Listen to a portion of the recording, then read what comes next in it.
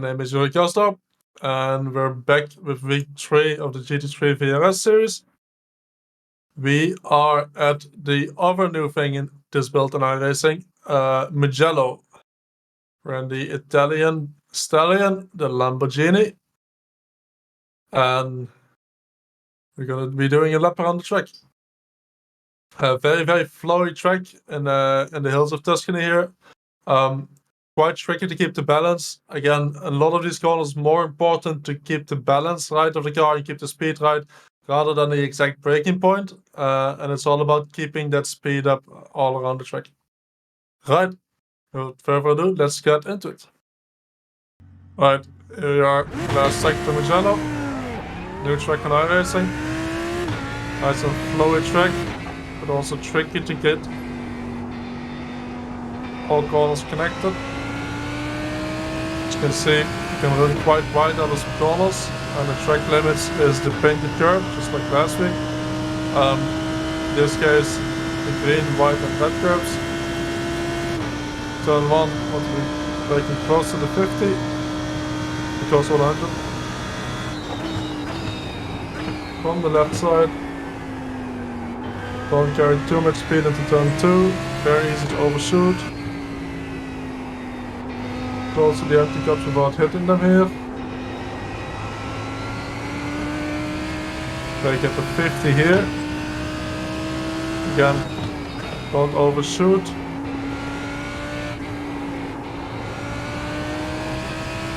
Try to get close to the grass on the inside here.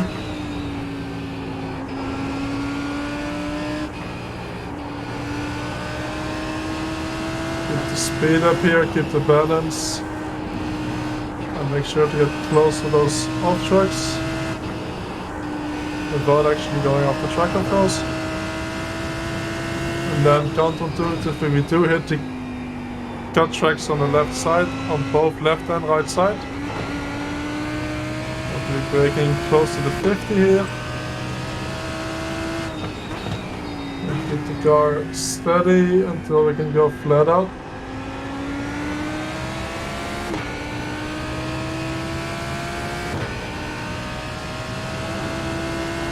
Brake in time for the last corner, just before the 50.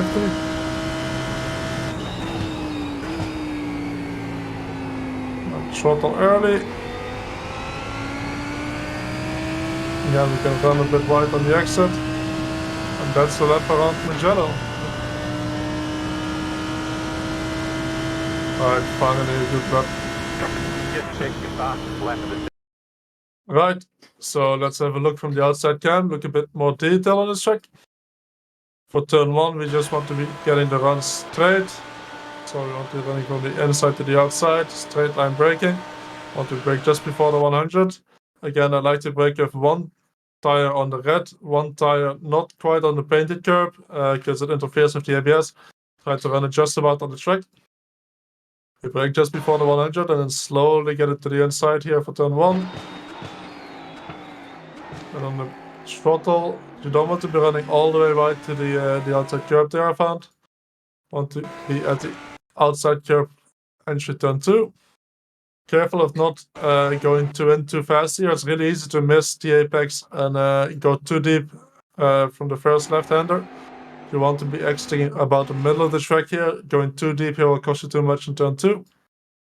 Small tap on the brakes for turn 2. Again, close to the empty cut, but you don't want to hit them in turn 2 and 3. And slowly building up the throttle. Exit, it will be consistent around the whole track. We want to keep 2 tires on the green, white and red curbs. And we get the second chicane. We want to be braking just before the 50 here. Down 1 gear, and again, keep the car about in the middle of the track maximum. You don't want to be running all the way wide. Small tap on the brake here, or even not a tap on the brake, just a lift in this lap. You can tap on the brake a tiny bit if you want a bit more rotation. And slowly roll the throttle, same as the first chicane, right side tires on the painted curb.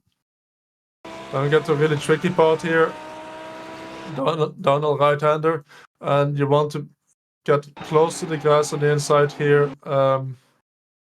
Keep the speed going through this. Small lift here to get the nose in. On throttle early again. left side tires on the curb here. Then we got the fast double right-hander. Depending on the balance of your car, you need to really use your brake and throttle here to get the rotation that you need through the corner and give the grip where you want it to. So if your car understeers a bit more on the stint or with the track, small tap on the brake here will help rotation. If the car is really loose in the rear, keeping a bit of throttle on will help that rear going through this. And this corner is all about using your feet to give the car what it needs through it while keeping the speed up. Want to be running to the outside here. Again, right side tires on the painted curb. We want to be extending the entry as much as possible for the second right apex. Small lift here to get the nose in, throttle early, and really easy to understeer off the track here. So you want to make sure that you're not going too wide here, not getting the apex too early for the second apex.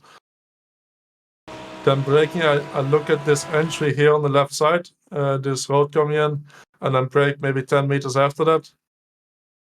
We go down one gear and then counterintuitively here the inside anti-cut here. Unlike turn 2 and 3, we can easily take it. It doesn't really upset the car at all. I'm exiting a bit more to the left here than in the first couple of chicanes. You can get away with a bit more because the next left-hander is a bit further away. The next left-hander again, we can clip this anti-cut a bit. It does not upset the car. And then throttle early out of the corner. Get a good exit. And then the last two corners are really, really tricky on the entry. Again, it depends on what the balance of the car is at this point in the race.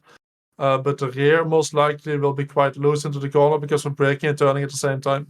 So you want to get most of your braking done before the turn and then keep the car steady throughout the corner.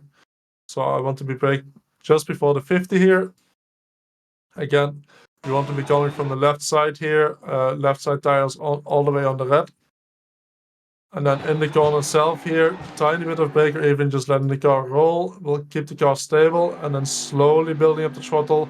If we're going too early on the throttle here, the car will understeer too much, so slowly building that throttle up. You can exit all the way to the left-hand side here on the curb. The next left-right-hander should be easy flat. You get the inside tire on this curb here, and especially the second one. As you can see, you can cut quite a lot. We're all the way on the inside white line. It's not an off track as long as you keep the inside tires on the painted curb. And the last corner is just as tricky as the corner 2 turns ago. You want to brake in just before the 50, and it's a very, very long entry. And you want to get the rotation in without the rear stepping out. So a tiny bit of brake keeping into the corner if you want a bit more rotation. If the rear stepping out, you can just have no inputs at all. And then slow into the corner, slowly building up the throttle. You can build up the throttle a bit earlier here because it's a bit more camber. And then you want to make sure to keep the inside 2 tires on the painted curb. And that's a lap around the new track in iRacing Mugello.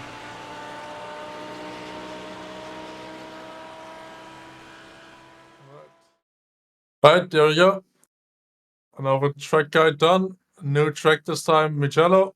I think it's quite a challenge, right? Should be pretty good racing with a lot of technical corners and a long straight where overtaking should be possible. Should be a good fun week to drive. I wish everyone good luck, and if you want to see more videos like this, make sure to subscribe to the channel and see you next week.